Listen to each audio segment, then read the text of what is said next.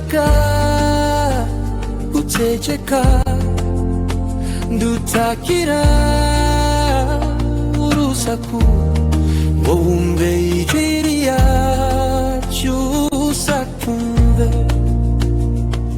Turagusanga mu ma office yawe umutima uri hejuru, dushaka inguzanyo ukadutuma umurundo w'ibyangombwa boshe bitwara ndege.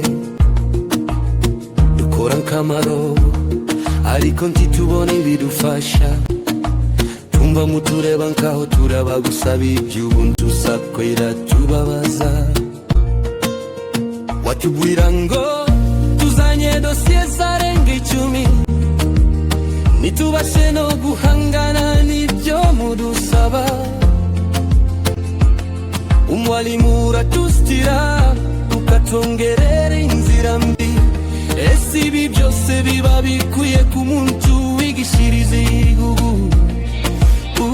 Usako uratubabaza iyo dufashwe n'akababaro tukajya kuguhamagara, nkaho wacumbise ngo abari muniko mwabayenda butakatababaye, ndabo tuba turira busema. Ibyo mubimenye turaza gusaba emergency mukadula tinyungi turusha mubabaro.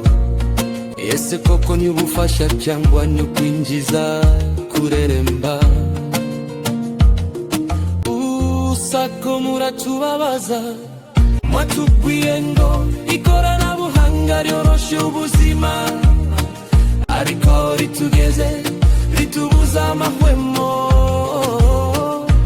System yawe iraducanga ikadutera guhora tukwibazaho.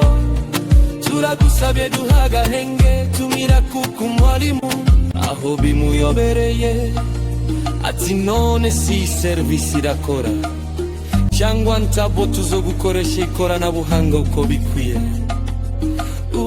Usakura tubabaza, mwaruhamagaye mudusaba kongerera ibyo tubitsa, ariko se umushahara wacu wazamutse yari wewe mumva ibyo?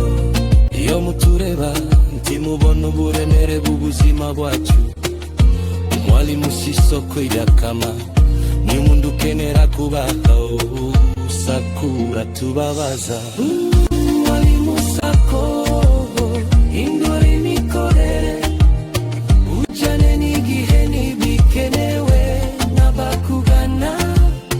Abarimu turagusaba, turambiwe gutotezwa, dukore igihugu twese ntigomba kuba bababaye.